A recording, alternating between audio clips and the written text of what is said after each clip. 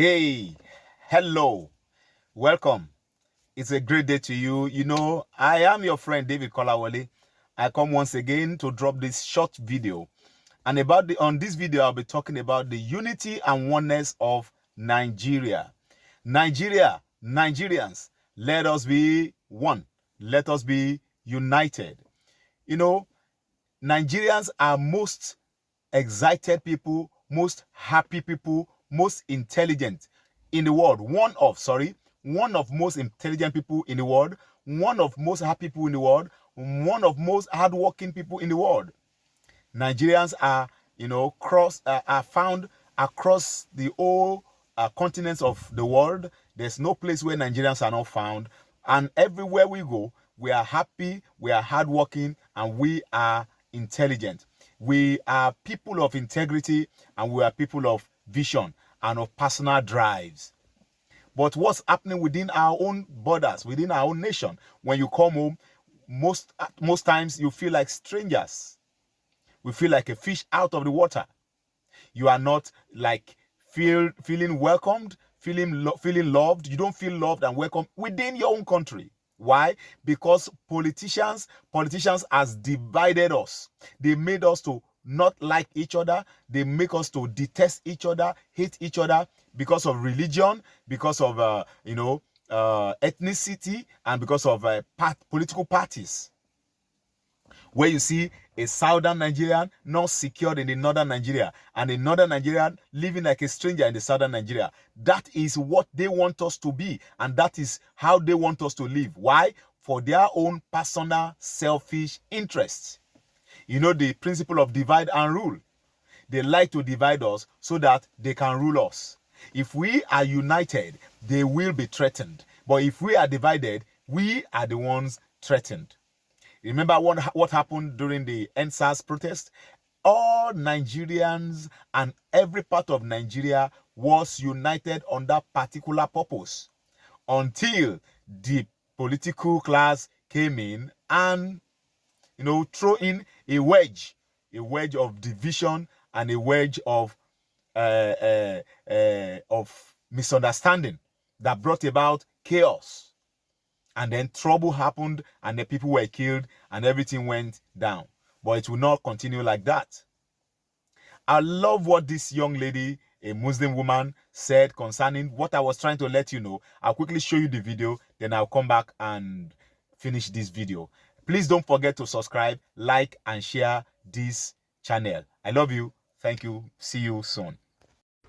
In Nigeria, we have the political class and the people, right? And the political class have always been able to stay united in spite of whatever differences they tell us that we have. They don't seem to have. When it comes to corruption in Nigeria, there's no tribe, there's no religion, there's no ethnicity, there's no gender, nothing. They all work together.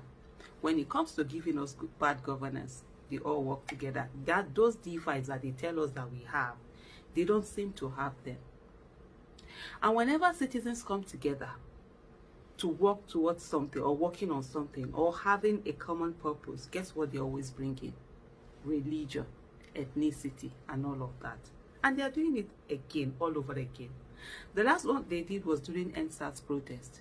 When the Nigerian youth came together all over the country, they came together and with one voice they were saying NSAS. Guess what they used? Religion and ethnicity. And they used the religious leaders and the traditional rulers, the traditional leaders also, or rulers you might call them.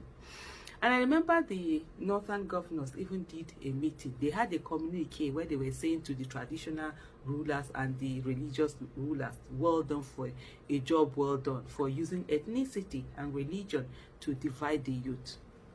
Today, the youth, a good number of the youth, and a lot of Nigerians are united behind Peter Obi. Guess what they are using? Religion and ethnicity.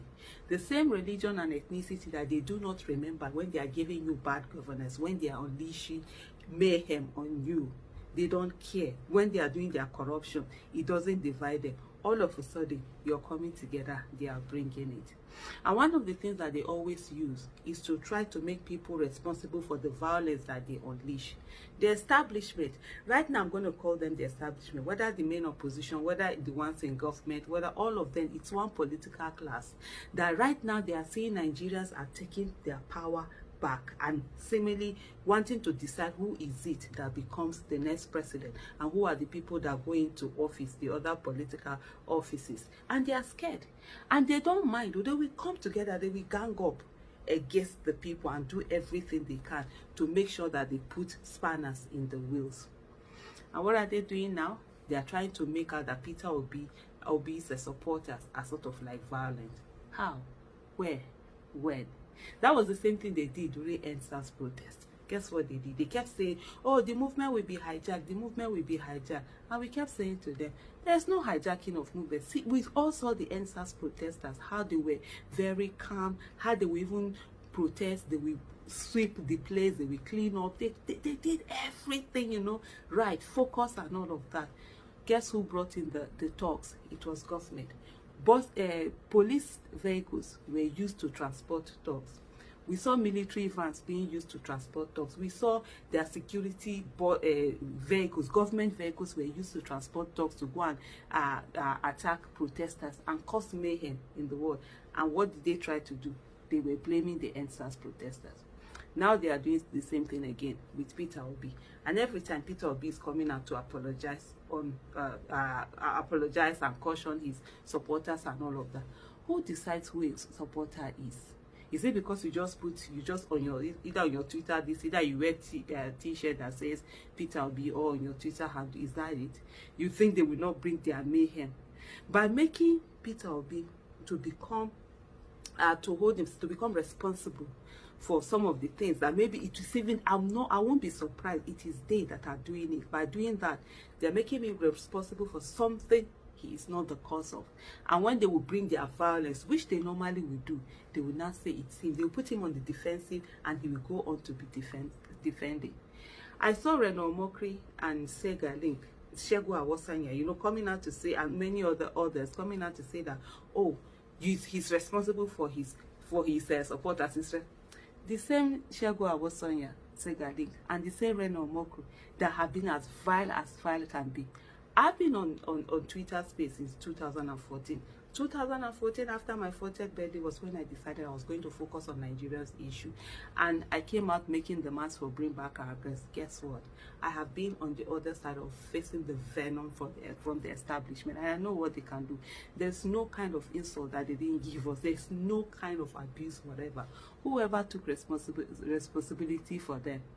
The same people who, that is their work. They have people, e-talks, I call them e-talks, that they unleash on people to say all sorts of vile things, all sorts of insults, all sorts of attacks and what have you, are the ones who are now coming out in an orchestrated manner and saying that, oh, it's Peter Obi's supporters who are doing this. This government and the establishment, both as I call them the political class, the main opposition, the government, the establishment, they are all the same. And right now, they are scared of the people. If you've never thought that you mattered in this country, if you've never thought that you had the power, for the first time, you can see how jittery the establishment, the political class is. And it says a lot that indeed power belongs to you. Do not fall into their trap. Do not fall into the things that they've always done to keep the people divided. Remember, the poverty that the northern people face and the southern people face is the same. It's the same. The unemployment is the same. The lack of security is the same. The lack of access to good quality education is the same. The lack of good healthcare system is the same. We are all suffering. The suffering is not different. But the political class, they are enjoying, whether they are from the north or from the south. And isn't it time for us to say, enough is enough? Thank you. Yes, that was it. Don't you understand her? Don't you like what she said?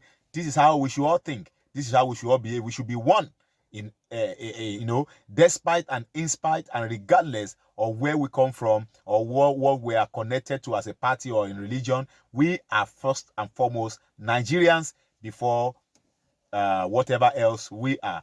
I love you. See you in the next video again. Please don't forget to like my video, subscribe and share, and please drop your comment to know the direction we should go next. Love you. Have a good day.